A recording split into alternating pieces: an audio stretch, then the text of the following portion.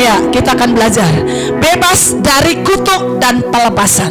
Saudara, banyak orang nggak menyadari kutuk, dan banyak orang hidup dalam kutuk kadang-kadang. Karena apa? Tidak berpengetahuan. Umatku binasa karena tidak berpengetahuan.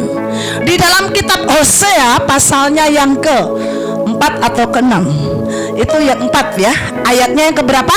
6. Di sana dikatakan gini, umatku binasa karena tidak berpengetahuan.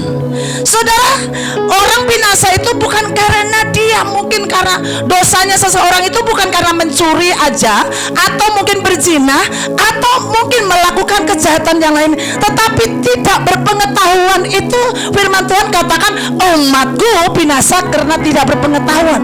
Yang dimaksud tidak berpengetahuan ini seperti apa? Ada banyak kebenaran yang tidak dimengerti, dan taunya hanya keselamatan di dalam Yesus. Amin. Mau lakukan apapun ya, itu tidak masalah. Padahal bukan itu. Saudara yang kekasih, Tuhan itu kalau kita pelajari dalam firman Tuhan, ada banyak hal.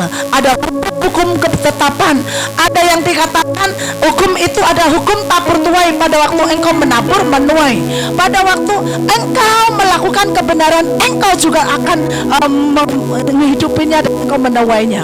Nah, hari ini saya mau katakan, apa yang dimaksud dengan bebas dari kutuk? Apakah tidak cukup dengan kita sudah percaya kepada Yesus? Apakah tidak cukup dengan kita mungkin dibaptis dan kita sudah menjadi orang lahir baru? Kalau kita hanya berkata cukup, is enough ya, kita berkata is enough atau sudah cukup, itu memang Yesus sudah melakukan apa yang sudah menjadi ya dosa kita. Tapi saya mau katakan kembali kepada ini, ada dalam perjalanan ini pada waktu engkau ditebus, itu mungkin hari itu semua kutuk, semua kehidupanmu yang lama sudah berlalu, yang baru sedang datang. Tetapi kehidupan itu pada waktu engkau yang lama itulah perjanjian. Dengan kata lain, bukan kita perjanjiannya, perjanjianmu atau kehidupanmu, masa lamamu dengan Tuhan, dengan bukan dengan Tuhan itu sudah berlalu. Ya, sekarang yang baru dengan Tuhan. Nah, masalahnya ada beberapa hal yang perlu kita tahu. Mari kita belajar. Saya akan coba sedikit pelan-pelan di dalam menyampaikan ini. Pertama, kita akan belajar definisi kutuk.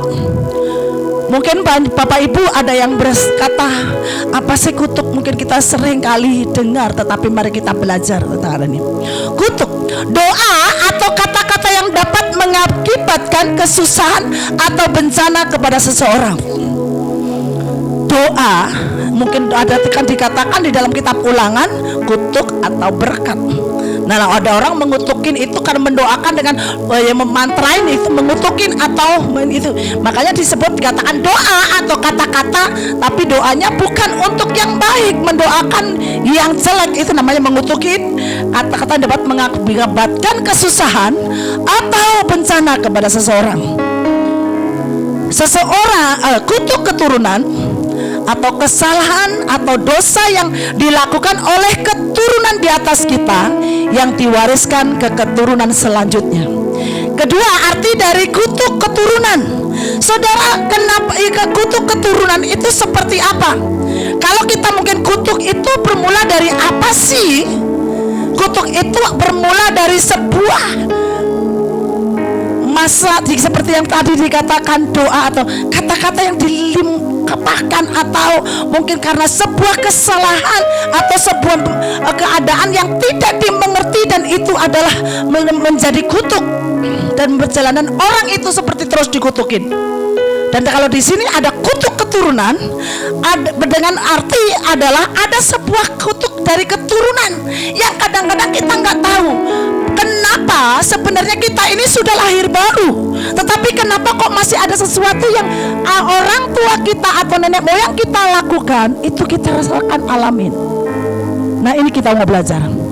Kutuk keturunan, kesalahan atau dosa yang dilakukan oleh keturunan di atas kita yang diwariskan ke keturunan selanjutnya.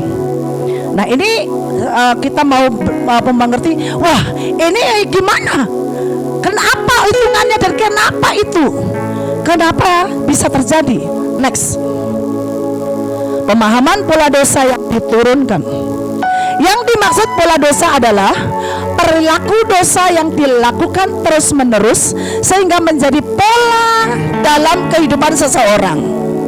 Saudara yang kasih, ya, kalau ini nggak dibereskan oleh ke orang tua kita dan kita tinggal dalam orang yang dimana ada kutuk, itu tiba-tiba seperti turun dan itu menjadi kebiasaan. Ini kutuk keturunan yang berarti diturunkan yang menjadi pola kebiasaan. Saudara, contoh kadang-kadang gini, ini kutuk keturunan ini ada yang namanya di jiwa, di roh, dan ada di fisik. Kalau di jiwa itu orang ini biasanya hidup di sekelilingnya dan mungkin dengar terus menerus sesuatu yang dilakukan dan melihat sesuatu yang dilakukan oleh keluarga itu.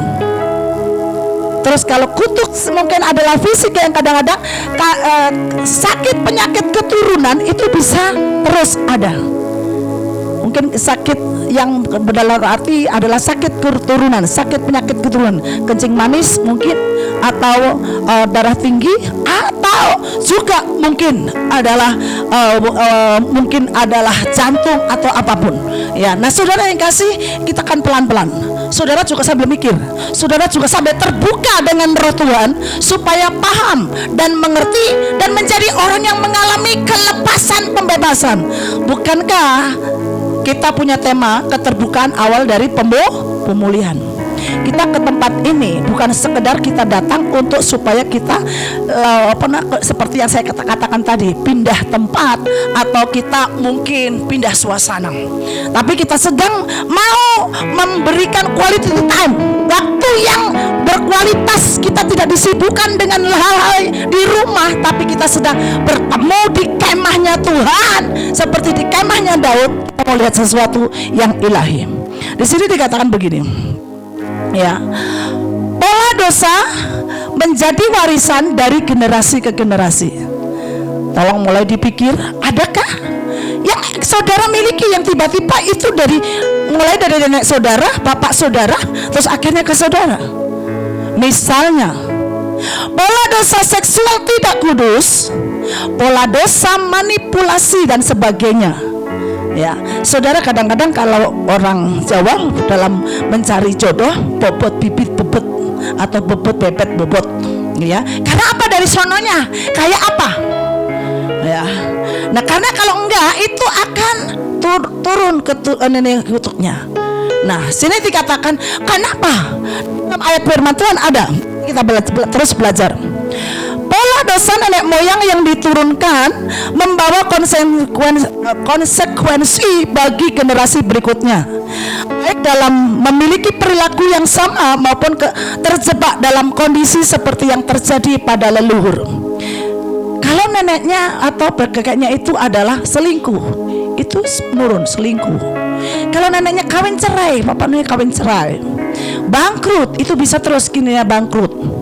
Nah, ini yang tidak diketahui dan kita kadang nggak ngerti, kita nggak membereskan. Kita ini perlu menjadi orang yang mengerti dan kita mari membereskan, ya, supaya kita tidak mengulangi apa yang dilakukan oleh orang tua kita. Kita melakukan pemutusan kutuk, ya, dengan kata lain supaya kita ngerti. Nah, di sini dikatakan lagi konsekuensinya dosa adalah maut. Ya, upah dosa adalah maut. Saudara yang kasih, saya katakan iblis dikatakan di dalam Yohanes 10 ayat yang ke-10, iblis datang untuk mencuri, membunuh, membinasakan. Dia akan cari celah. Ini orang lahir baru, mungkin dosa-dosanya dia sudah diampuni dan ini, tapi dia satu dosa, karena kutuk itu berlaku 4 keturunan. Kalau tidak dibereskan itu masalah, terus akhirnya turun ke bawah, ya. Dan kalau di bagian yang sudah membereskan, tapi ya saya mau katakan jangan marah kepada atas kita, karena mereka mungkin belum tahu. Kalau tahu kan enggak lah, kita yang tahu, kita membereskan. Saat saya menikah, saya berkata begini, pada waktu mulai generasi saya dan seterusnya tidak akan sama dengan di atas saya.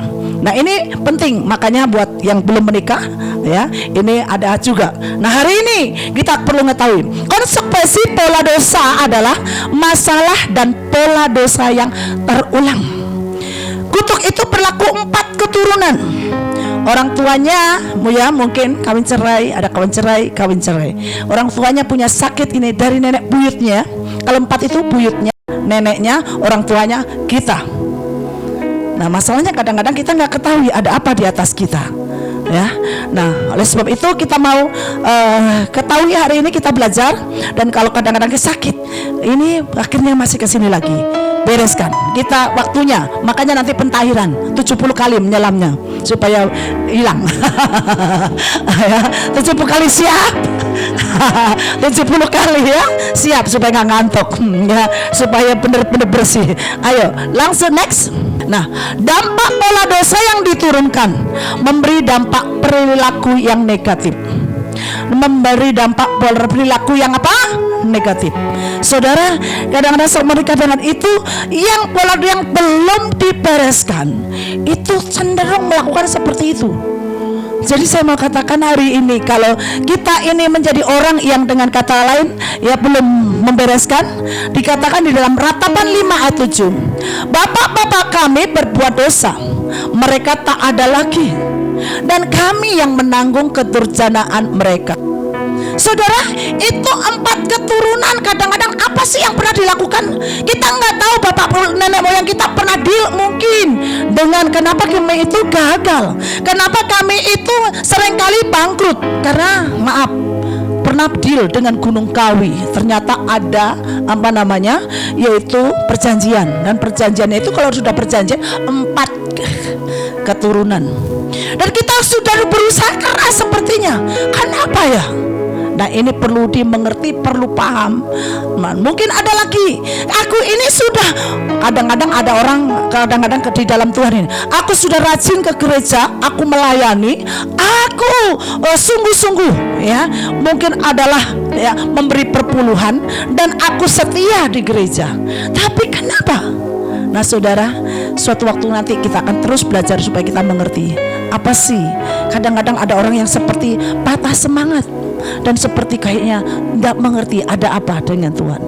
Nah saudara yang kekasih, sering yang diwariskan adalah dampak atau konsekuensi dari perilaku mereka berupa karakter negatif, emosi negatif, disfungsi, dan pola dosa lainnya yang mendatangkan kerusakan di garis keturunan. Ya, kasihan saudara ya, di garis keturunan. Dan seharusnya kita orang yang mewarisi keilahian, kita yang menerima sesuatu yang dari Tuhan, ya ternyata tidak nih. Ini yang dikatakan sering yang diwariskan adalah dampak atau konsekuensi perilaku mereka berupa karakter. Saudara, kadang-kadang ya kita ini secara tidak sadar, sesuatu yang pernah dilakukan nenek moyang kita atau orang tua kita, kita tiru.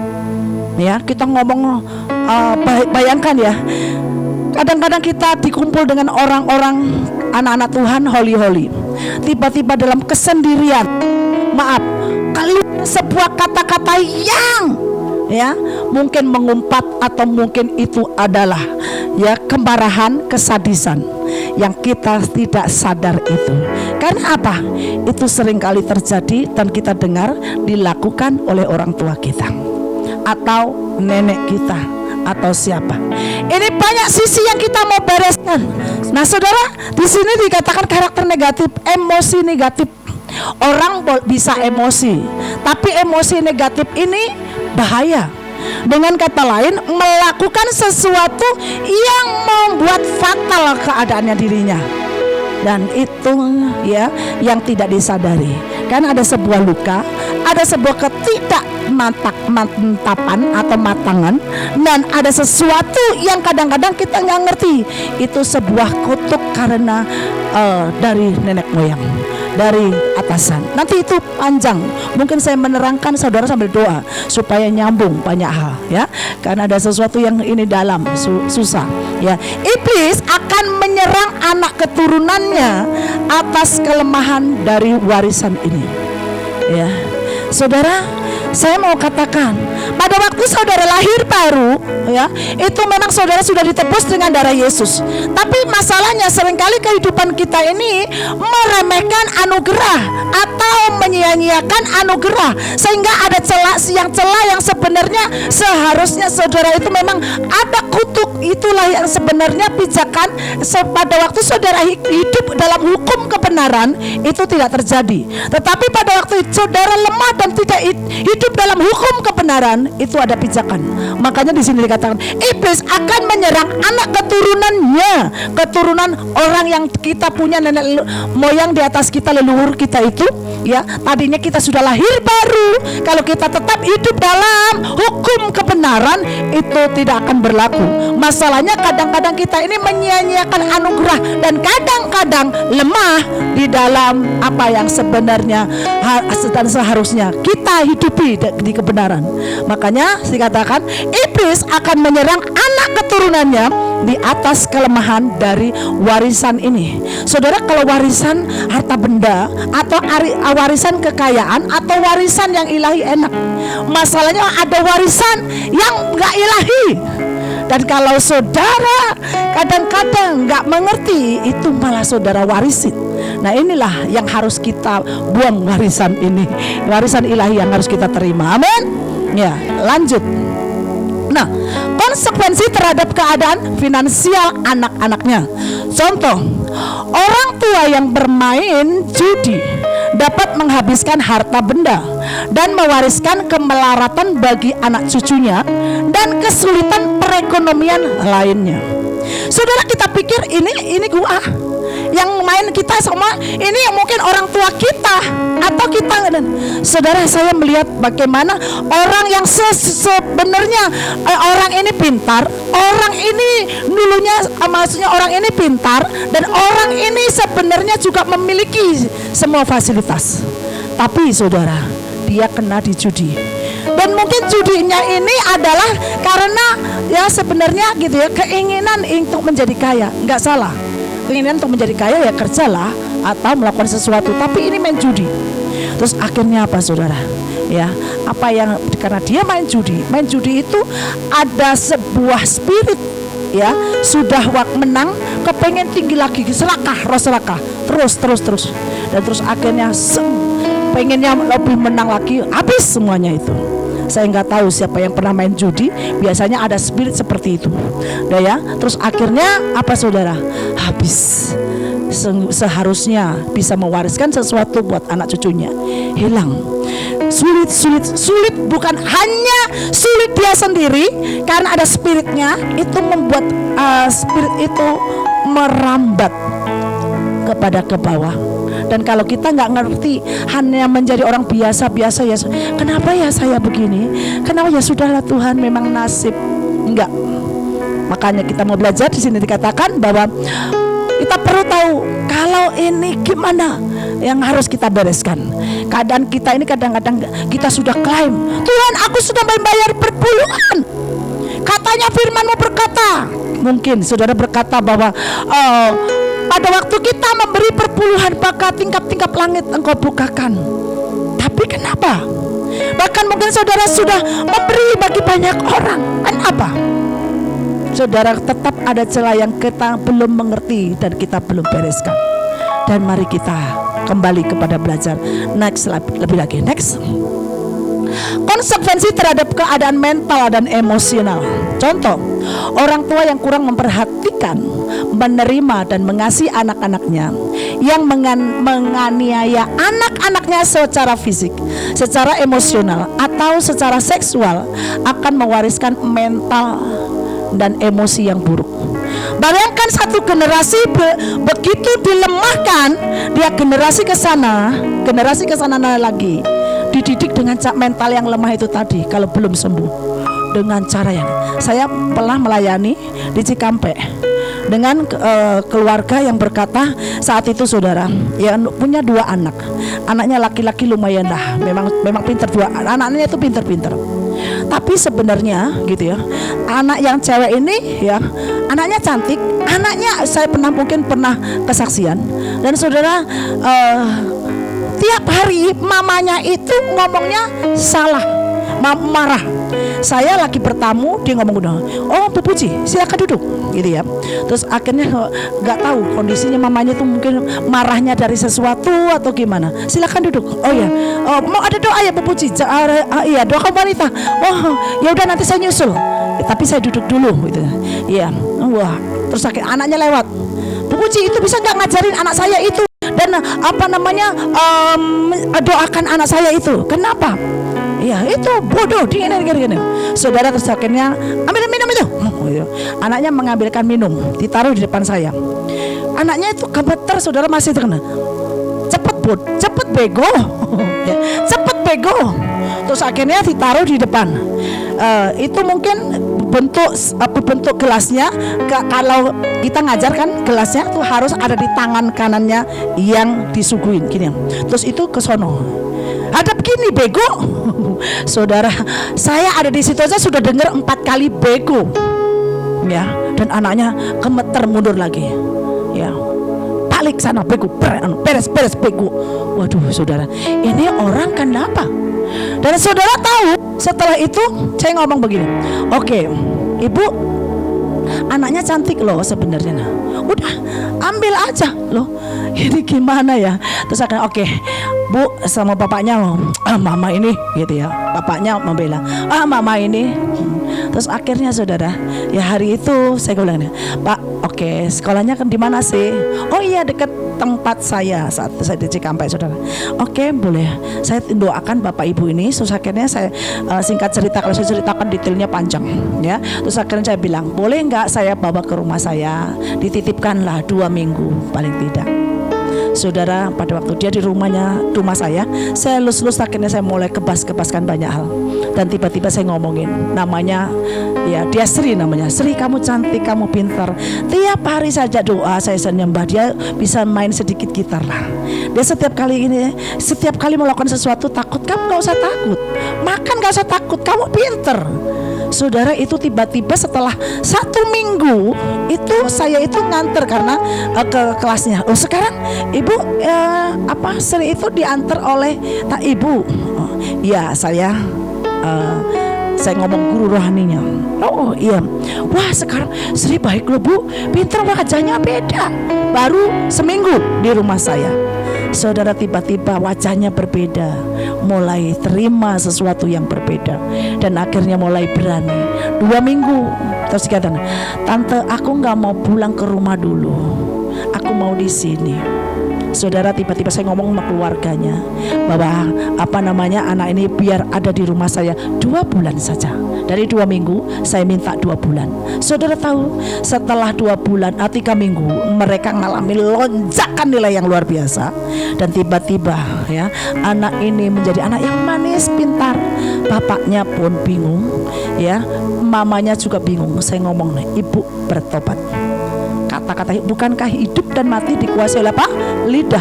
Kita ini nggak sadar, mungkin kita berkata nggak mengeluarkan kutuk, tapi kata-kata kemarahan kita, kata-kata makian kita itu mengeluarkan kutuk. Dan itu, saudara tahu, saya aja pernah, dan sekarang saya lepaskan pengampunan ya. Saya ini cuma hanya dengar kata-kata dari ibu saya. Ibu saya itu melihara babi. Ya, saya ibu saya ini pergi, maksudnya ke ladang atau ke pasar. Saya dari sekolah itu jalan 4 kilo ke rumah. Terus saudara, tiba-tiba karena saya sudah pulang dari sekolah, saya lapar. Tapi babi juga lapar. Babinya 4 lapar. Tapi saya mau ngasih makan babi, saya lapar dulu, saya makan. Saya nggak tahu kenapa tiba-tiba ibu saya sudah datang. Saya itu diambilin.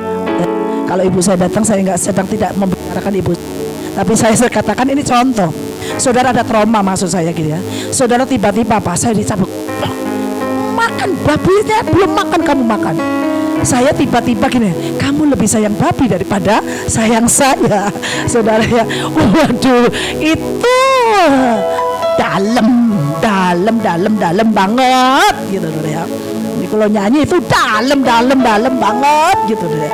Waduh, tiap kali gini Itu babimu. Saya setiap tahu babi dimandiin, saya ngomong begini, babi dimandiin, gua tidak dimandiin. Babinya putih-putih bagus gino-gino gitu ya. Saudara ya, sayanya nggak dimandiin dan itu merasa ya dalam banget gitu. Suatu waktu dalam minta apapun, babimu nggak ada kan? Dan saudara katakan, saya tahu ketemu Tuhan.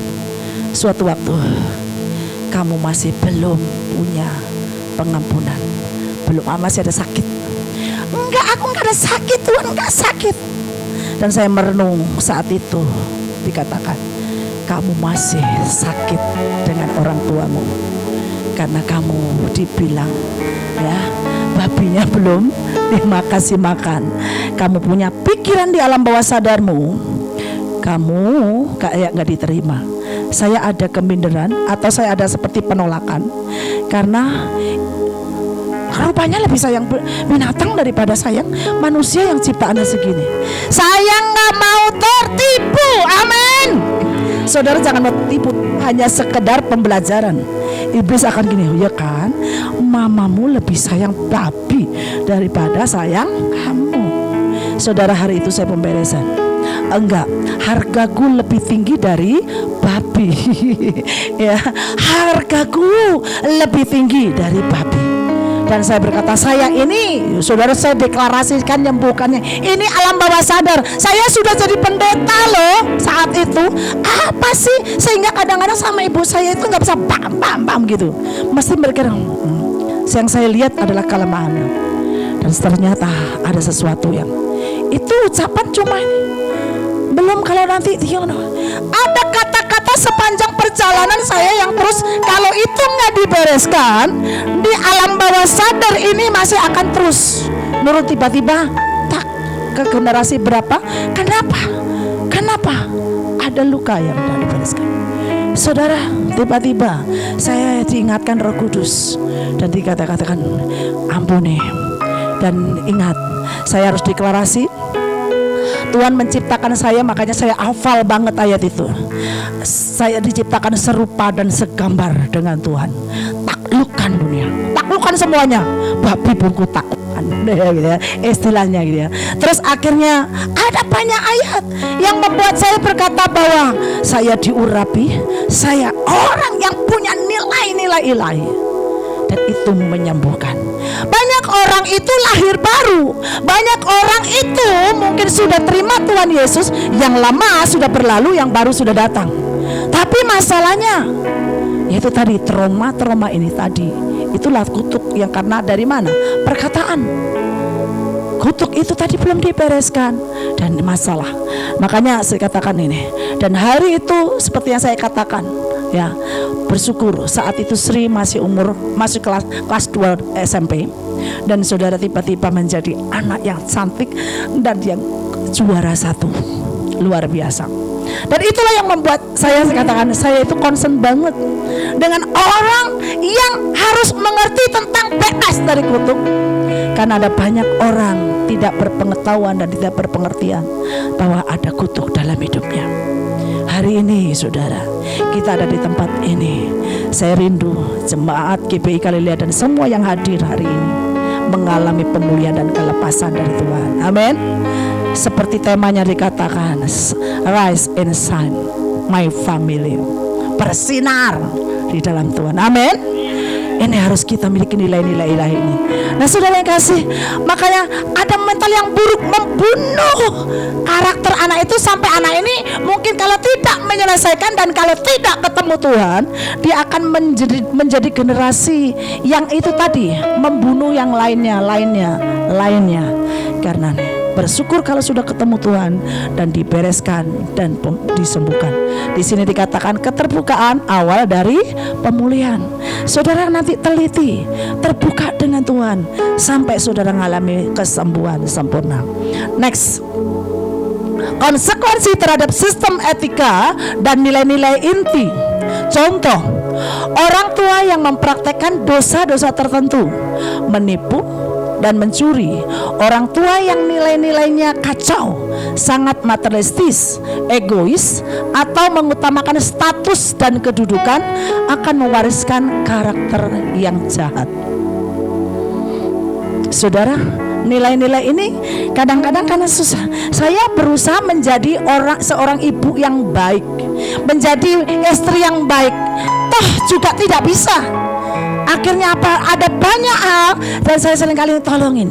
Dan saya ngomong gini, saya bersyukur saya punya anak yang Natasha. Itu kadang-kadang menjadi tempat untuk kami diskusi. Kadang-kadang mama nggak bisa gini-gini. Mama memang tidak hidup zaman-zaman no. Mama itu hidup zaman-zaman gini. Ada sesuatu yang kamu tuntut pada mungkin mama nggak bisa. Tapi bukan berarti untuk engkau menghakimi. Bisa enggak engkau berkata, ya, kalau mungkin mamamu nggak bisa, engkau bisa berkata bahwa mama seharusnya apa yang bisa saya bantu. Atau engkau tanya sama Roh Kudus. Saya tahu mama saya sangat terbatas dalam banyak hal. Saya seringkali menurunkan standar saya berkata-kata. Sehingga supaya bisa masuk. Kalau kita sudah punya standar kita dan orang itu harus ikut standar kita, ya bisa saudara. Ya makanya kita minta roh pengertian, roh pengenalan akan Tuhan, itulah enaknya. Ya kan di dalam tujuh roh Allah itu ada roh Tuhan, roh Elohim, itu kreatif. Terus akhirnya roh pengenalan, kenal akan Tuhan. Roh pengertian, bukan untuk dimengerti tapi kau ngerti. Nah, ngerti. Terus akhirnya saya sama anak saya suatu waktu ada banyak. Engkau tidak bisa minta nasihat kepada mama. Engkau pun jadi anak milenial saat ini, gak apa-apa. Mama pun berdoa, one day, suatu waktu engkau akan ketemu dengan Tuhan yang mengajari kamu dan yang membuat engkau ngerti. Saudara, anaknya pendoa, anaknya pendeta, anaknya gembala. Ya, tapi mungkin mamanya itu pun mamanya orang ngomong, wis bahagianya jadi anak ibu puji. Wah, mama orangnya manusia rohnya kuat, mungkin ada dikatakan bahagianya jadi anak Pak Kris, enak. Ya, pokoknya semua ngomong gitu. Wah, ya semua orang kalau lihat kita mungkin hormat, siap silakan Pak Bu gitu. Anak kita yang ngerti kita ada tuntutan-tuntutan yang mungkin, dan suatu waktu tuntutannya, kenapa? Bayangkan saudara ya, mamanya sudah berjalan sejauh ini, sudah dipulihkan, dan mungkin tuntutannya anak adalah di jiwa dan keinginan. Kenapa sih mama itu ya kalau punya uang dikasih selalu dikasihkan orang, dan kalau punya uang itu menolongin banyak orang? Kenapa mama nggak tabung uangnya dan kita kalau akhir tahun pergi ke luar negeri? Saudara, saya nggak bisa menjawab dan saya berkata, ya mungkin mamanya juga tidak punya banyak kata-kata atau bahasa yang mungkin seperti yang diinginkan anaknya. Dan tapi suatu waktu saya cuma mengajarkan satu hal, ketemulah engkau dengan Tuhan. Ketemulah engkau dengan Tuhan. Sudah lahir baru, dari perut saja sudah bayangkan, dari perut saja sejak kita lahir, sejak saya hamil, saudara, kalau mau tidur didoain sama Pak Kris, jadi lengkap ya. Terus ya kalau lagi pas waktu lahir aja disetelin lagu ya, ini supaya anak-anak ini belajar ya, itu musik dikatakan klasik gitu ya, pokoknya instrumen ya. Wah, sepanjang ini. Terus kalau sudah mulai gede itu di kamarnya itu firman Tuhan, Holy Bible, terus gini. Saudara, itu sudah direndam loh dengan hadiratnya, dengan ini ya. Tapi masih ada sesuatu yang ada. Dan ada sebuah tuntutan mungkin yang saya juga mungkin punya kebiasaan yang tidak saya sadari, dan suatu waktu saya cuma doa. Saya nggak terlalu mengerti menjaga anakku 24 jam, dan saya mungkin tidak bisa menerjemahkan apa yang diinginkan anakku, dan aku menjawab semua kebutuhan anakku. Saudara, suatu waktu ya, Tuhan luar biasa. Dia jalan ketemu dengan Tuhan, lahir ketemu sendiri dengan Tuhan, bukan hanya yang dari orang tuanya. Wah, saya itu ya luar biasa. Dia nulis surat kepada mamanya, panjang. Semua yang membaca suratnya nangis. Menara Doa membaca suratnya nangis. STT membaca surat dia nangis. Aku tidak mengerti. Aku dulu maafkan aku mama, panjang itu kartu ulang tahun saudara. Semua nangis yang ketemu. Waduh, kata-katanya dewasa banget, kata-katanya matang banget dan ini banget. Orang yang ketemu Tuhan akhirnya gak nuntut apapun dengan apa yang dari mamanya, dan dia malah mengerti apa yang mama perbuat karena Roh Kudus kasih tahu. Wah, itu menyembuhkan luar biasa. Dan akhirnya saya katakan, Tuhan, satu hal saya gak mau melukai. Dengan kata lain, aku mungkin melukai adalah banyak sikap itu tadi. Sikap yang saya lakukan mungkin dibilang, kenapa mama lebih mengasihi banyak orang di situ. Bayangkan saudara, kadang-kadang yang gitu ya, mungkin dia punya makanan dulu masih kecil ini, ada di kulkas, itu bisa dimakan oleh yang ya orang yang saya ada sebagai anak saya itu habis ya, dan saya udahlah berbagi. Dia kan belum mengerti level itu, dia kepengennya ya itu punyaku, tapi ya udah diajarkan terus dan terus, akhirnya mengerti. Makanlah sekarang, ngomong makanlah ya, karena sudah mengerti. Nah saudara yang kasih, ada sesuatu yang dikatakan wariskan apa kita ini, konsekuensi terhadap keadaan rohani anak-anaknya. Contoh, orang tua yang mengaku percaya tetapi hidupnya munafik seringkali menghasilkan anak-anak yang mengaku percaya tetapi belum berjalan bersama Tuhan atau menolak Kristus secara mutlak. Ini yang perlu saudara pahamin. Ini dikatakan seperti orang tua yang mengaku percaya tetapi hidupnya munafik seringkali ya menghasilkan anak-anak yang mengaku percaya nggak percaya. Kan kadang-kadang nggak jarang ya, kamu ke gereja sana tapi kita nggak ke gereja ya. Kamu doa, kita nggak doa. Kamu baca Alkitab tapi kita nggak baca Alkitab. Nah saudara, ini munafik, nggak melakukan kebenaran ya. Nah saudara yang kasih, makanya sini dikatakan ya, kita belajar. Nanti saudara perlu kita ketahuin semuanya, ada beberapa nanti. Next, menjadi pintu masuk bagi kuasa-kuasa jahat. Saya katakan lagi ya, kutuk itu tadi kan 1, 2, ada contoh 3 sekarang. Menjadi kutuk itu menjadi pintu ya, pintu masuk bagi kuasa-kuasa jahat ya. Makanya sesuatu yang kutuk itu terus nurun, kita kan nggak tahu apa yang dilakukan oleh orang tua kita ini kok menjadi pola hidupnya itu nurun terus ada pijakannya. Nah itu menjadi pintunya kuasa kegelapan masuk ya. Makanya di sini dikatakan ada menjadi pintu masuk bagi kuasa-kuasa jahat ya. Nah, terus dikatakan pola dosa yang diturunkan oleh orang tua menjadi kelemahan selanjutnya tertanam sebagai benih. Iblis masuk melalui kelemahan-kelemahan itu. Bila terjadi stimulan yang menyebabkan benih itu bertumbuh, maka terjadilah dosa pribadi sebagai penerus pola dosa. Tadinya kita sudah terima Tuhan, kita ini nggak menjadi orang yang terus bertumbuh di dalam kehidupan yang standar ya, atau yang terus istilahnya ya, kita ini stabil sehingga kita lemah. Di titik lemah itulah roh yang itu tadi pintu untuk masuk berpijak seperti ada. Kenapa? Karena pernah ada pijakan yang tadi itu tadi kecil yang dari sononya. Kalau kita merasa oh iya ya, suatu waktu kan oh nenekmu itu memang kayak gitu, kayak neneknya, kayak bapaknya, kayak baik ya. Nah ini bahaya karena makanya dibereskan. Next, pentingnya pemutusan pola dosa yang diturunkan. Sebagai tebusan Kristus perlu ketegasan untuk mengakhiri pola dosa. Sebagai suratan Kristus perlu dibentuk pola kehidupan baru. Pola itu kan berarti ada suatu cara pola yang diturunkan begini. Polanya itu kayak gitu loh.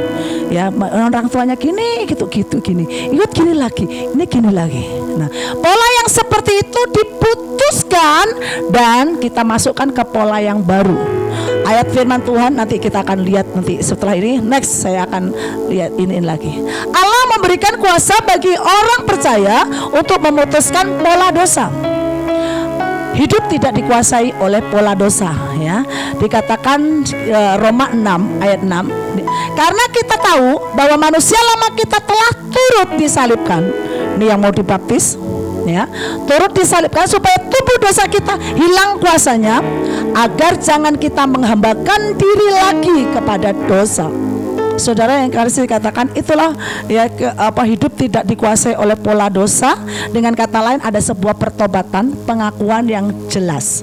Dengan kata lain apa yang sebenarnya itu ngakunya sungguh-sungguh. Ini kayaknya nggak benar, putuskan dalam nama Yesus. Terus saudara mulai kata enggak lagi. Nah saudara, Yeremia 1 ayat 10 itu mengatakan, ya, kalau kita mau memutuskan itu, ya, kita itu orang yang diberi kuasa atas kerajaan-kerajaan dan atas bangsa-bangsa untuk memutuskan dan membangun dan menanam. Nah ini kita akan lakukan ini lagi. Hidup sebagai ciptaan baru. 2 Korintus 5 ayat 17. Jadi siapa yang ada di dalam Kristus, ia adalah ciptaan baru. Yang lama sudah berlalu, sesungguhnya yang baru sudah datang. Ini saya harap saudara supaya mengerti. Dengan kata lain begini, pada waktu saudara itu di dalam Kristus, pola yang lama itu sudah berlalu, sekarang mau menjadi pola yang baru.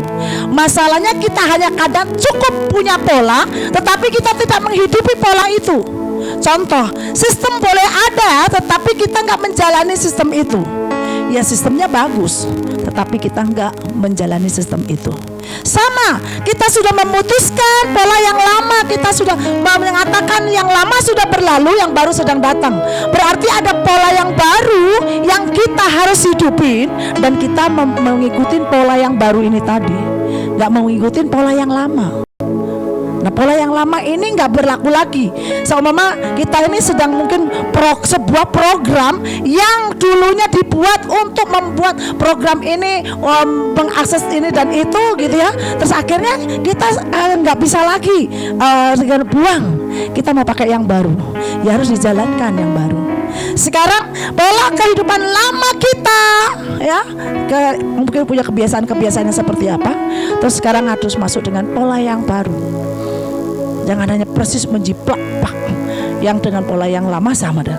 Next, dalam menyelesaikan masalah pola dosa dan konsekuensinya dengan melakukan pemutusan ikatan batin yang tidak kudus, karena ikatan itu membawa kepada keberdosaan, bukan memutuskan ikatan darah atau keluarga. Beda saudara ya. Jadi kalau seumpama saudara ini, saya nggak tahu, ada ikatan jiwa yang membuat saudara itu kadang-kadang ngalami pola yang itu tadi, rasanya nggak bisa kalau nggak ini. Ada ikatan jiwa. Maka saya katakan ya, saudara ya, memutuskan. Ada orang pada waktu didoakan, kamu ikatan jiwanya kuat dengan itu. Coba saudara, saya nggak tahu. Ada orang kan punya mungkin TTM, teman tapi mesra, tidak boleh ya. Dengan kata lain mungkin, wah nggak bisa tidur, nggak bisa membuat banyak hal itu mengganggu atau merugikan. Dan kadang-kadang saudara, saya padahal simpel, engkau putuskan saja, ya sudah. Saudara, saya nggak tahu berapa banyak kadang-kadang pasangan suami istri ya menyesal, aku dengan ini dulu sebenarnya saya dengan ini, lu nggak boleh begitu, kembali kepada yang lama. Kita sudah masuk dengan pasangan kita yang ini, ya kita akan jalani ke depan bukan ke belakang. Dan itu terus kita harus, kalau nangis ya, kalau mengalami mungkin bentaan dari pasangannya, ingat yang sana, yang tiba-tiba pasangannya orang yang di sana ngelepon, ikatan batin itu. Bisa nggak kita memutuskan? Putuskan. Bukan itu aja. Kadang-kadang ada orang yang kadang nempel banget. Mungkin seorang, ya saya pernah punya ya seorang anak didik yang nempel banget sama mamanya. Wah, masakan aja kita lagi cerita sama mana, kayak mama saya kalau masak.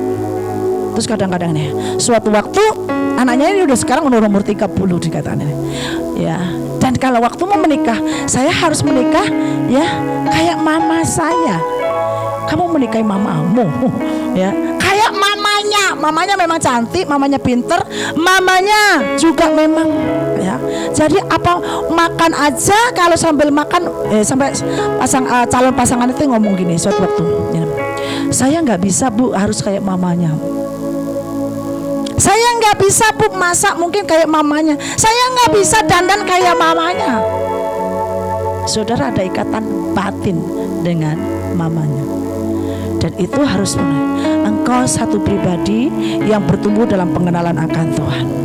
Engkau nggak kayak mamamu.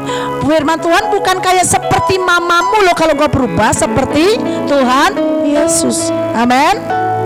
Siapapun gak berubah seperti papanya atau seperti mamanya, berubahlah seperti Tuhan Yesus ya.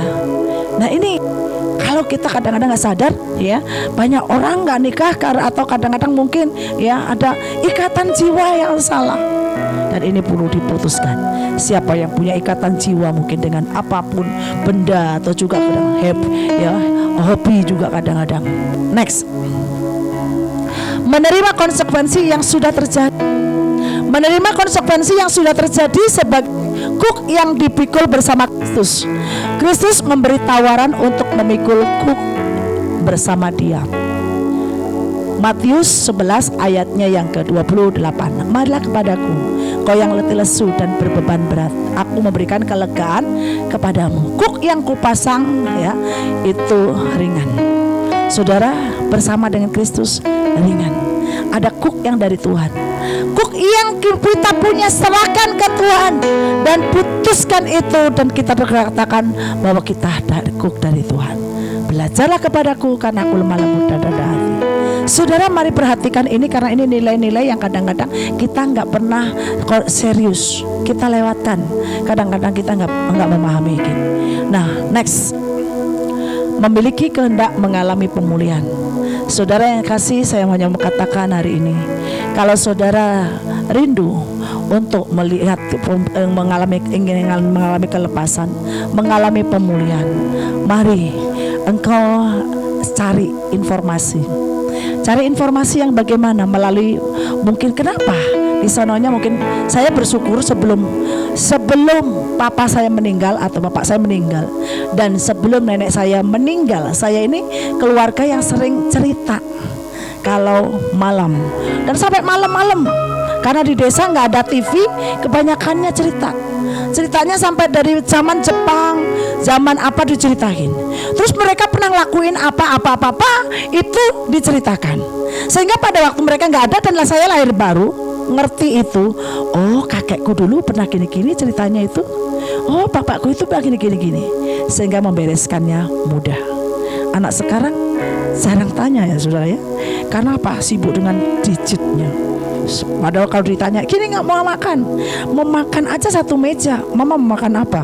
Mamanya di grup keluarga, terserah. Mamanya, papanya bilang nasi goreng satunya. Wow, satu keluarga aja pesen GoFoodnya beda-beda.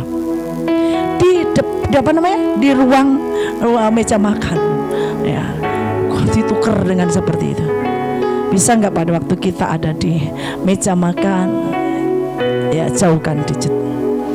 Inilah hubungan keluarga kadang-kadang jauh. Saudara, saya bersyukur hari itu saya memiliki quality time dengan keluarga yang tiba-tiba menceritakan itu, yang membuat saya ngerti tentang bagaimana orang tua saya dan bagaimana nenek saya dan bagaimana buyut saya. Dan itu membuat saya pada waktu saya lahir baru, saya ngerti, oh karena ini.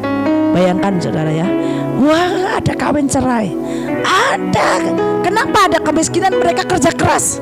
Ternyata dari sononya ada sesuatu yang mereka lakukan perjanjian, dan saya harus bereskan. Nah saudara yang kasih, ini pohon keluarga ini kayak apa? Di Batak ada pohon keluarga yang tapi marga ya saudara, gini-gini. Tapi saya mengatakan pohon keluarga yang dalam arti gini, mulai dari buyut, karena keturunan itu bukan dari marga. Keturunan ini dari keluarga kita, mulai dari buyut ya, nenek, karena 4 keturunan ada buyut kalau kitanya ya. Kalau saya dari buyut saya, saudara juga dari buyutnya. 4 ini apa yang masih muda? Nah, yang masih muda dari situnya terus ke sini tetap dari buyut. Dimulai dari buyut, kita pernah melakukan sesuatu apa? Pohon keluarga. Next, Nah, informasi utama atau siapkan kondisi hati. Saudara yang kasih, ya di situ kan pola okultisme. Biasanya kalau kita ini ya pola okultisme itu perzinahan. Ya, dan kalau kita ini kan lagi adalah pola seksualitas, dan ini adalah kegagalan dan akhirnya kemiskinan dan pola kematian dan sakit. Nah, saudara, kok kenapa ada sakit mati muda? Ini terus ini kan terus ini. Nah, polanya apa? Pola luka. Orang yang luka itu nular. Nah, kalau nggak dibereskan terus luka ini, sehingga pada suatu waktu ada roh kesakitan di hatinya itu. Ya, ini pola yang masih tinggi, gampang sakit hati, samping sakit hati. Jadi ini ya, itu pola. Nah, kalau nggak dibereskan, nah itu pola nanti terus berakar, berpohon. Ya, mari bereskan polanya apa? Polanya luka atau polanya ya? Polanya penipuan, nipu nih. Ya mulai ada. Ini polanya apa? Kalau polanya adalah pola rohani semu, polanya emosi negatif aja perkataannya sampai ke sononya. Ya, pola disfungsi, tahu ya disfungsi. Ya, benar. Ini enggak, itu enggak, perpribadian ganda. Nah, terus siapkan kondisi hati, adanya kehendak untuk pulih. Ya, adanya kehendak untuk pulih, aku mau sembuh. Ini kita mau pentahiran, gak hanya sekedar kita mencelup atau tenggelamkan. Saudara harus dengan sebuah pengertian kalau kita mau sembuh, kalau kita mau bebas, sehingga kita ini benar. Sehingga kadang-kadang saat ini aja saudara, saya ini masih kadang-kadang ada, wah ini perlu pentahiran, ada sesuatu yang kelewat, ini perlukan saya ngomongin, saya tetap bereskan. Ya, kadang-kadang kalau masih dalam siap pelemahan, makanya kekristenan itu kan bertumbuh. Semakin ke sono dikoreksi Tuhan. Ya. Terus hati yang dipulihkan dari kepahitan dan kebencian, terutama kepada ayah dan ibu. Banyak kegagalan, kadang-kadang kita nih marah sama orang tua, marah sama papa atau mama. Firman Tuhan di dalam kitab Yoel, hati bapak-bapak kembali kepada anak-anak dan hati anak-anak kembali, sehingga ada pemulihan. Saudara, ada banyak orang yang kadang-kadang tidak bisa dekat dengan papanya, tidak bisa dekat dengan mamanya. Luka. Karena di sononya juga pernah ada, tapi kita juga kadang-kadang menjadi orang yang menimbulkan kutuk baru. Dari kita bisa menurunkan kutuk baru, kita sudah mewarisi, terus timbul kutuk lagi. Bayangkan kalau kita nggak punya pengenalan akan Tuhan. Penolakan terhadap segala keterlibatan dengan dosa-dosa yang terjadi dalam kehidupan pribadi dan keluarga besar. Saudara, penolakannya simple.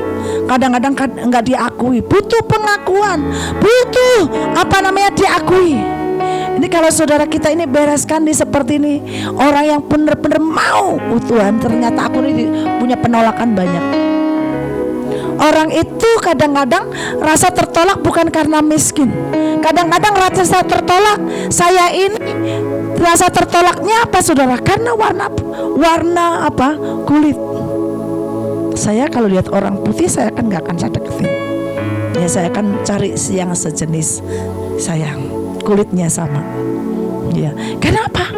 Rasa tertolak. Karena apa? Karena ada ungkapan, dia ngomong begini, Ci, lu kenapa sih lu dari dulu nggak pernah bisa putih? Ya memang dari sononya gitu ya. Yang sudah memang dari sononya itu nggak usah. Kita akan suatu waktu saya bilang langsung. Ya, saya bersyukur firman Tuhan itu kaya akan pengajaran. Nyanyian juga ada yang putih, yang hitam, yang pendek, yang yang tinggi, yang kulit hitam, kulit putih, rambut hitam, rambut keriting, rambut lurus. Ya, Tuhan sayang. Ya, nah itu langsung sembuh dosa kita menghadap ke Tuhan. Saudara, ada banyak hal yang kita nggak mengerti, itu ternyata membuat sebuah kehidupan yang ternyata itu adalah ada sebuah kutuk dalam itu. Nah saudara, ini kita inikan lagi ya, mengizinkan Allah untuk bekerja semaksimal mungkin ya, dengan cara-caranya dan waktunya.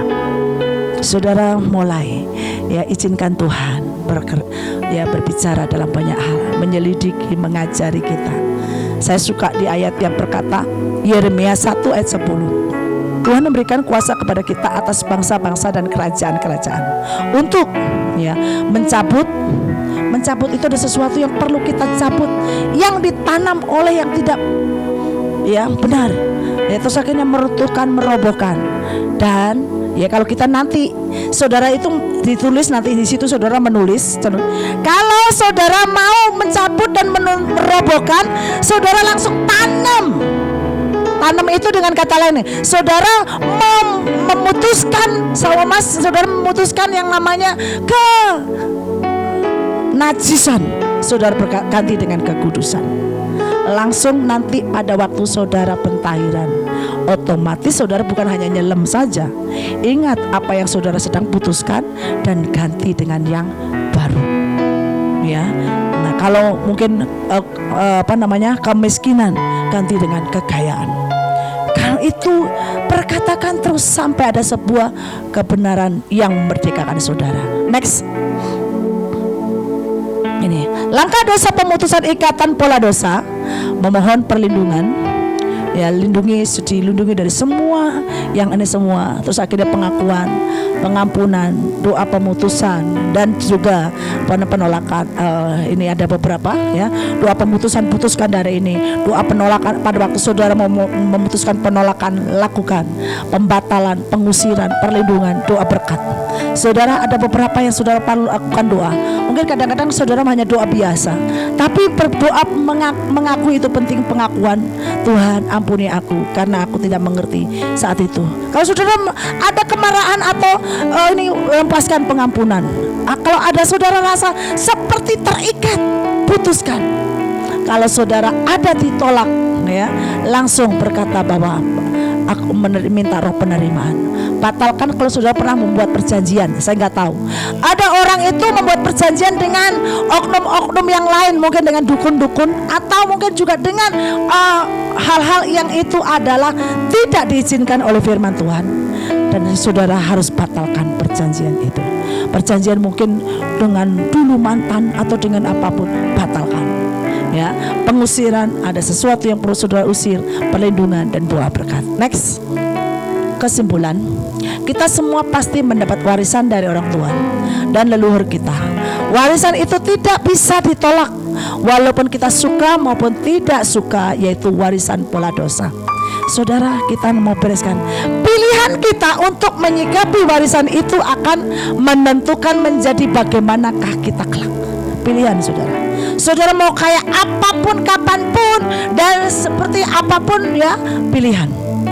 Sebagai penerus pola atau mengakhirinya, penerus pola atau mengakhirnya untuk hidup pola yang baru.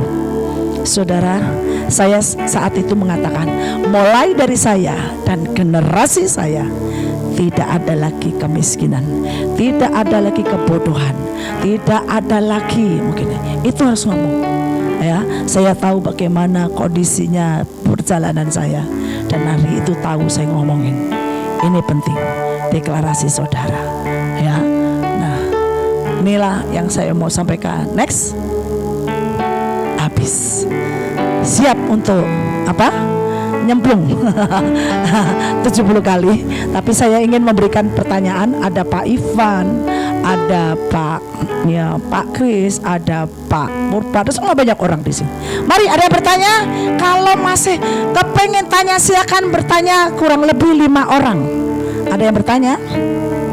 Shalom semuanya. Shalom. Saya mau bertanya, pertanyaannya, ini apakah ini berdosa apa tidak? Ceritanya begini. Saya pernah ketemu anak remaja umur 20 gitu Bu, 20-21. Kemudian saya tanya mau didoakan apa gitu.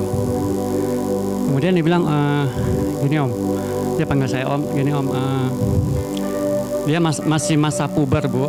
Kemudian anak-anak kan kalau apalagi laki-laki ya, kalau masa puber itu ingin tahu untuk masalah seksual kan tinggi, apalagi zaman sekarang kan aksesnya mudah. Nah, secara daging dia itu nggak mampu untuk menguasainya. Tapi lewat iman dan pengajarannya dia mencoba membendungnya, Bu. Oh, ini berdosa, ini nggak bisa. Tetapi akhirnya dia terjebak dan dia misalkan dia pornografi gitu, dia terjebak. Nah, kemudian dia ingin lepas dari itu. Kemudian kita doakan dan dia bertobat lewat pentahiran gitu.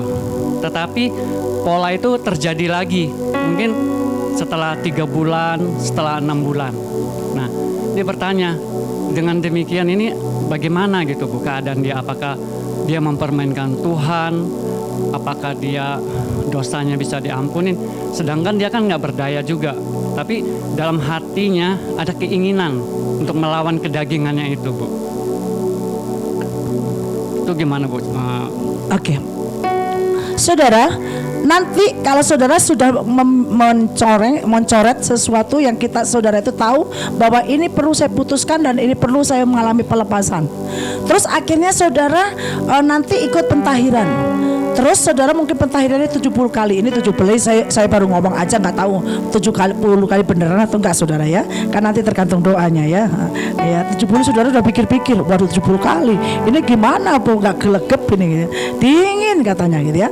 Nah, saudara, pentahiran ini seperti tindakan profetik, kelihatannya cuma di luar. Segala sesuatu yang kamu lakukan dengan iman itu dampaknya dahsyat. Kayak saudara terima perjamuan kudus itu tindakan profetik. Kelihatannya kita menerima roti dan anggur. Itu ya, tapi itu tubuh dan darah Yesus. Nah, masalahnya pada waktu saudara mematahkan kutuk, saudara itu jangan ada di area yang saudara itu punya. Makanya ada doa Bapak kami yang berkata nih, janganlah membawa kami ke dalam apa? Pencobaan. Doa itu penting saudara, doa itu harus dihafalkan gitu ya. Tapi kita ada, Tuhan aku ada di dalam tempat yang mendatangkan cobaan. Saudara, keputusan loh, keputusan.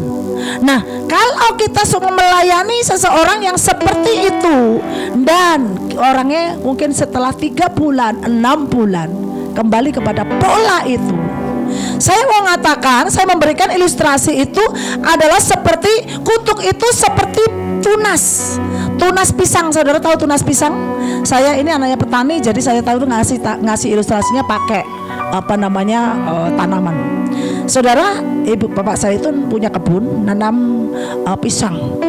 Pisang itu tidak biji, tetapi tunas, makin ke sono, wah makin ini. Nah, suatu waktu masih seperti gini, ya, bapak saya bilang gini, penggal itu tunasnya, besok itu kayak tumbuh lagi, saudara. 2 minggu malah tumbuh begini. Loh, kemarin kan diputus, gitu ya. Putus. Tapi suatu waktu saya bilang, ini saya tahu caranya. Tiap hari saya putusin, sudah catat gitu ya. Dan itu mati, nggak sempat tumbuh. Saudara, ini hari ini deklar kita keputusan.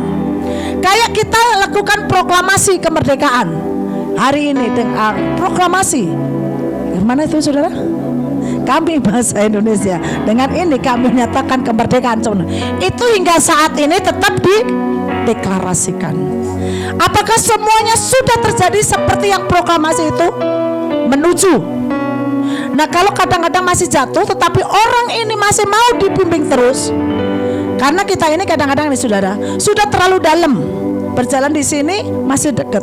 Tapi kalau kita ada di sini jalan di tempat, ya dekat. Maju lagi. Masih udah lumayan. Maju lagi, maka tidak ada kuasanya dosa itu. Saudara, semakin maju ke Tuhan, kuasa dosa itu nggak bisa ngejar. Seperti saudara, kalau saudara mematikan, suatu waktu ada ilustrasi ini pesawat. Pesawat ini ada apa ya? Kok rasanya ada kayaknya tiba-tiba nih dicari-cari susah.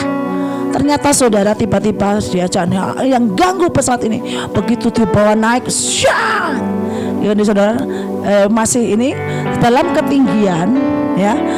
Ternyata di dalam pesawat itu ada tikus. Tikus itu dibawa dalam ketinggian yang tinggi, mati. Kayak ini. Dosa itu nggak pernah bisa hidup di dalam hadirat Tuhan. Dosa itu nggak pernah bisa pada waktu kita punya pengejaran ke Tuhan. Saudara mau, saudara masih masih kadang-kadang ada kejaran, rasanya diintimidasi, makin maju aja, makin maju, masa bodoh, pokoknya saudara maju ada dengan Tuhan. Detik itu suatu waktu ketemu yang benar-benar membuat saudara tak, itu nggak bisa lagi pengejaran itu. Saudara, saya tahu artinya kemiskinan, saya tahu artinya roh kesakitan dan artinya kepahitan, kekecewaan. Saya nggak akan mendengar bisikan dan saya nggak akan mendengar intimidasi. Saya tetap dari Tuhan, maju dan maju dan maju dan maju dan maju.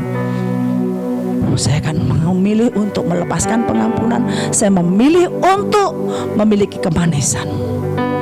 Dan itulah makanya kalau kita melayani orang yang seperti itu, Pak Jun, jangan pernah, saya percaya suatu waktu dia kalau masih gagal, bukan di sisi Tuhan yang nggak menjawab, tapi dia nggak tahu. Jangan membawa kami dalam pencobaan. Saudara, kalau saudara sudah pentahiran dari aku ini seringkali lihat pornografi 2 jam nggak lihat, tapi nanti malam-malam sepi-sepi lihat lagi. Ya sama saja. Engkau memutuskan engkau tidak. Ya. Saudara, sebenarnya segala sesuatu itu kalau kita punya keputusan bisa. Saya ini canduan minum kopi, sehari bisa 3 kali. Enggak bagus sebenarnya, tapi berkata saya mau puasa kopi. Ada kopi enak pun, bayangin seluruh, maaf kadang-kadang saya ngomong seluruh Indonesia karena saya sering kelilingi, saudara. Itu kalau saya datang deh, Bu Puji, saya sudah kasih itu beliin kopi, maaf. Waduh, apalagi waktu ke Israel. Ini kopi di pas loh di King David, ini sekarang di Camp David, di sana King David. Enak, beda, nggak pernah ada yang mahal harganya, karena dari Indonesia ke Israel mahal harganya. Wih, enak loh Kak Puji, Bu Puji, gini-gini. Maaf, saudara dicium-cium dan itu baunya itu ke dekat saya. Aduh, tapi saya katakan hari itu, maaf, saya sudah membayar terlalu mahal dan saya juga nggak mau kesini membatalkan semua yang ilahi. Saya harus selesai 40 hari. Ya, sekarang masih minumlah sekali. Anak saya seringkali, Mas sudah sekali loh, nggak boleh 2 kali. Ya, nah saudara, saya hanya mau sampaikan kepada saudara, itu saya harap itu menjawab ya Pak Jun ya. Ya, ada lagi? Ya, mari kasih mic-nya, kasih mic. Tolong anak muda yang kalian ada di sini. Ya.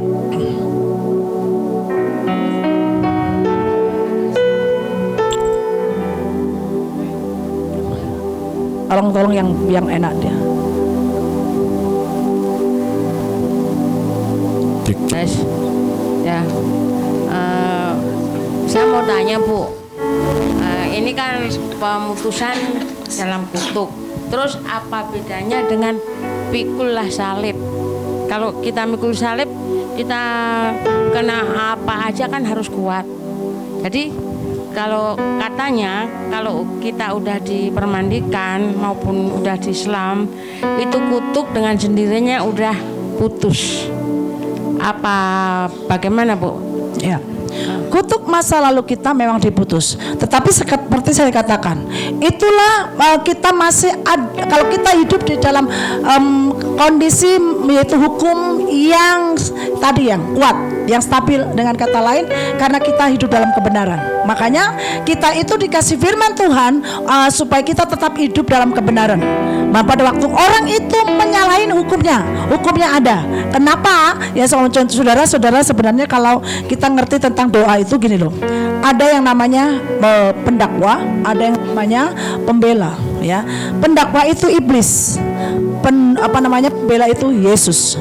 Pada waktu kita melakukan sesuatu yang salah, iblis itu mendakwa. Wah, dia ini gini. Dakwaan iblis semakin banyak karena sebuah pelanggaran yang kita lakukan. Dan makanya kuk yang sebenarnya pada waktu kita lahir baru itu sudah dipasang sama Tuhan, kuk yang ringan. Tetapi karena pelanggaran demi pelanggaran yang kita lakukan, dan itulah yang membuat kuknya itu bertambah. Dan kalau kita tidak bereskan, kuk itu ya akan menjadi yang namanya kutuk yang akhirnya kutuk baru. Makanya kutuk yang lama pola itu tadi sebenarnya sudah diputuskan, tetapi karena ada kelemahan kita yang memiliki akses atau yang memiliki landasan yang kita nggak tahu.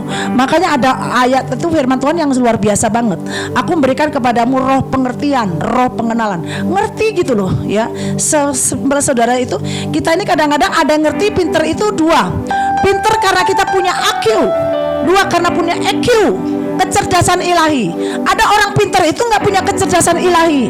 Orang yang kadang-kadang kelihatannya sederhana, nangkapnya dengan Tuhan hanya sama simpel, ngejarnya dengan Tuhan luar biasa. Tuhan tuh bilang nih, wih orang ini urapan, orang ini dipakai Tuhan luar biasa. Karena itu tadi punya kecerdasan ilahi.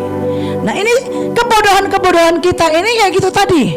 Kita tahu kebenaran, apalagi sudah tahu, tapi dilanggar. Itu menimbulkan kuk baru. Dengan kataan bukan kuk yang karena kita sudah lahir baru tadi, yang sudah karena perjalanan kita ini pada waktu kita sudah terima Yesus, nggak seperti orang yang di sebelah kanan Yesus kalau langsung mati ya, tapi kita masih memiliki sebuah perjalanan dan kita masih lakukan sebuah perjalanan peperangan yang dimana kita menghadapi ini dan itu. Dan kita itu diperhadapkan dengan, makanya Tuhan itu memperlengkapi kita dengan rohnya, dengan kuasanya, dan dengan hal-hal yang ajaib. Inilah yang digambarkan kuk, yang dengan kata lain yang bukan dari Tuhan. Makanya kalau saudara doa kuk yang bukan dari Tuhan, aku kebaskan atau aku patahkan. Ini penting. Karena ada kuk yang ditaruh oleh iblis, kadang-kadang karena pelanggaran atau kadang-kadang kita tidak melakukan sebuah kebenaran. Mari ini dengan sebuah pengertian ya saudara, jangan kebas-kebas kepada dinian kepada satu dengan yang lain, saling ngebasin ya, sana ya, bukan itu saudara ya. Ya udah ya, dikebasin Sania ngebasin ke mamanya, mama yang ngebasin ke Sania ya. Oke, ada lagi yang menjawab Bu? Menjawab? Udah, makasih. Oke, ada lagi pertanyaan? Ya, mari Pak Iwan, Pak Iwan, kasihkan mic-nya ya. Shalom semuanya. Shalom. Saya mau tanya, kan saya sudah lahir baru udah lumayan lama ya. Sedangkan keluarga besar saya masih Buddhis Konghucu ya. Di tradisi Buddhis itu yang saya tahu, mereka tuh tiap tahun ada kayak acara buang kias gitu loh Bu. Ya. Nah dulu waktu awal-awal saya lahir baru, orang tua saya masih terus menarik ikut tradisi itu, tapi saya tolak, saya karena bilang saya udah lahir baru, saya udah nggak bisa. Tapi pas saya bicara gitu, orang tua saya ngomong, kalau kamu nggak mau, tetap mama bawa nama kamu ke dalam tradisi itu buang kias, jadi nama saya tetap dibawa ke dalam acara itu Bu. Nah yang mau saya tanyakan, apakah kutuk itu terus masih mengikat hidup saya, padahal saya udah percaya saya udah lahir baru gitu Bu. Itu aja Bu. Terima kasih. Untuk menolong kadang-kadang kita ini supaya nama kita itu nggak terus diinin oleh, karena ini sebuah perebutan. Kok Iwan minta nama baru, ya, nama baru dari Tuhan. Abraham itu adalah ini langsung diganti Abraham, Sarai. Ya, saya sering disebut banyak orang itu Ibu Deborah, ya, bukan Ibu Deborah aja, Deborah pakai H, ya, saudara. Kenapa? Nama itu penting, memang mempengaruhi. Karena kadang-kadang kalau kita namanya sudah disebutnya pada waktu nama saya pada waktu dipanggil oleh Tuhan Deborahku, ya. Nah ini penting. Nah pada waktu kita, supaya apa? Pada waktu disebut di pernikahan, nggak tahu nama yang terus ada dibawa oleh orang tua ini. Karena kalau kita nggak terus ke detik nanti ada celah itu, gitu ya. Itu seperti masih menjadi sebuah perebutan. Ya, walaupun kita ini, makanya kita harus makin kuat dan kita harus minta ayat. Kalau saya seringkali mendapatkan ayat yang saya membangun manusia roh saya yang lebih kuat. Manusia itu terdiri dari 3, roh, jiwa, dan tubuh. Dan waktu itu saya katakan, aku mau memiliki manusia rohku yang kuat. Karena apa? Peperangan yang kuhadapi ini, peperanganku itu bukan melawan darah dan daging, tetapi melawan roh-roh ini. Ada roh kemiskinan, ada roh ini, dan roh penyembahan berhala, ada roh macam-macam di keluarga. Dan hari itu tiba-tiba ada ayat yang mengatakan, ya, 2 Korintus 3 ayat 17 saya katakan perkara ini. Tuhan adalah roh, di mana ada roh Allah di situ ada kemerdekaan. Pada waktu kita terus memiliki manusia roh yang kuat, ya, terus memiliki sebuah pewahyuan, dan itu adalah ayat kita dengan Tuhan. Itulah perjanjian, saudara. Saudara, kita ini perlu memiliki itu, sehingga pada waktu saudara menghadap Tuhan sesuai firman-Mu yang Kau katakan, aku anak perjanjian, aku ini orang yang sudah Kau tebus. Saya nggak tahu ayat apa yang membuat Pak Iwan akan kuat di Tuhan. Setiap engkau datang membawa itu. Saya anak yang lemah di antara banyak orang keluarga saya, tapi saya anak pertama. Tapi saya memegang ayat. Saat itu saya nggak punya kuasa untuk menginjili banyak keluarga saya. Keluarga saya itu ada salah satunya adalah seorang yang memiliki yaitu jadi istilahnya dia punya. Kalau ke rumah saya itu kayak najis gitu ya. Mereka itu mau makan aja pakai daun. Waduh rasanya nih. Saudara, saya masih anak-anak nggak bisa nginjil. Tapi saya pegang ayat itu berkata begini, satu keluarga diselamatkan, maka seisi rumah tanggaku keluargaku diselamatkan. Hari itu saya nggak tahu caranya. Saat saya tetap bersiap, saat saya itu sekolah Alkitab tantangan, saudara. Tiba-tiba sekeluarga saya ngalamin kayak begitu. Tiba-tiba, saudara, ya, pada waktu saya ini nggak saya ceritakan detailnya, tapi tiba-tiba saya pulang ke datang ke rumah keluarga saya, maksudnya di nenek saya dan buyut saya. Saudara, ini adiknya nenek saya, dan tiba-tiba, saudara, ya, biasanya itu nggak akan mau ketemu dengan kami, dan biasanya selalu pakai topi. Kalau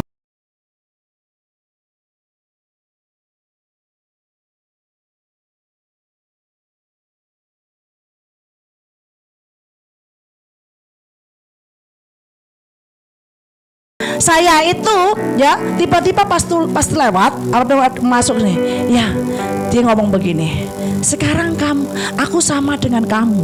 Apanya? Kaget saya, saudara. Apa maksudnya sama percaya Yesus? No, saudara, saya langsung saya tanya, gimana engkau bisa percaya Yesus? Saya cuma doa saat itu, selamatkan keluarga saya. Dan saudara, apa? Dia itu punya agak jauh lah, pendeta GPDI itu datang ke lewat situ. Oh, kenal, oh Majalal ya namanya. Dia katakan gini, ini, kalau ke pendeta nggak akan negur sebenarnya. Tapi dia sedih. Kenapa sedih? Tiba-tiba hari itu jawab, dan dia katakan, ya, kambingku sakit. Boleh nggak saya doakan? Woi, pendetanya punya iman yang luar biasa, mendoakan, tapi dia didoakan sembuh, dan tiba-tiba ya mengikut Yesus. Padahal kalau ada yang sakit apapun doakanlah, mau kambing, mau ayam, mau apa, doakan aja ya. Ternyata kadang-kadang kita nggak bisa mendoakan manusia, kambing pun menyentuh mereka, ya, luar biasa ya. Dan hari itu, gitu ya, terus akhirnya ya ada sesuatu yang ajaib buat saya, ya. Terus akhirnya saya katakan, kita ini perlu punya perjanjian. Nah, kalau kita ini orang anak perjanjian, saudara, seperti dikatakan Galatia 3 ayat 29. Boleh dibaca? Boleh ditayangkan? Kita baca bersama-sama. Galatia 3 ayatnya yang ke-29. Itu berbicara apa? Kita supaya ngerti nantinya, ya, saudara. Kita baca bersama-sama. 2, 3. Dan jikalau kamu adalah milik Kristus, maka kamu juga adalah keturunan Abraham dan berhak menerima janji Allah. Saudara-saudara, keturunan Abraham, bapak Abraham. Amin. Nah, kalau saudara punya perjanjian dengan Tuhan, kita juga anaknya Tuhan. Saudara, kita langsung katakan, enggak, aku juga saudara ada dimanapun, aku sudah terima Yesus, aku juga terkoneksi, terkoneksi. Saudara mau diapakan oleh orang siapapun, ya, kita terkoneksi dengan ilahi dan kita punya hak legalnya. Aman. Makanya saya katakan hari ini, kalau kadang-kadang orang tua kita masih seperti gitu, kita enggak, kita tingkatan levelnya lebih tinggi daripada yang lain. Ya, amin. Nah, kita punya level, kami keturunan kerajaan Allah. Ya, ini harus punya, sehingga pada waktu siapapun meminta, aku sudah dikatakan 2 Petrus 3 ayatnya ke 9 berkata, atau 9 ayat 2 ayat 9 berkata, kamulah imamat yang rajani. Dan kita sudah dari gelap kepada terang yang ajaib. Udah pegang. Itu membuat kita ini, aku bukan kerajaan itu, aku kerajaan terang. Sekarang perjanjianku bukan perjanjian ini, perjanjianku perjanjian dengan Tuhan. Amin. Itu membuat engkau punya kekuatan. Oke, ya, sudah semua, sudah dicoret-coret, sudah dicoretin semua, siap masuk dalam pentahiran. Ya, gini saudara-saudara ya, saudara, ini serius ya pentahirannya, ya. Ada pengumuman dari panitia sebelum ini, saudara, ini kita mau lakukan serius ya. Saudara yang mengikuti pentahiran, lakukan dengan sungguh-sungguh. Jangan sekedar melakukan pentahiran. Mari yang mau ikut pentahiran, mari lakukan dengan sungguh-sungguh dalam pimpinan Tuhan.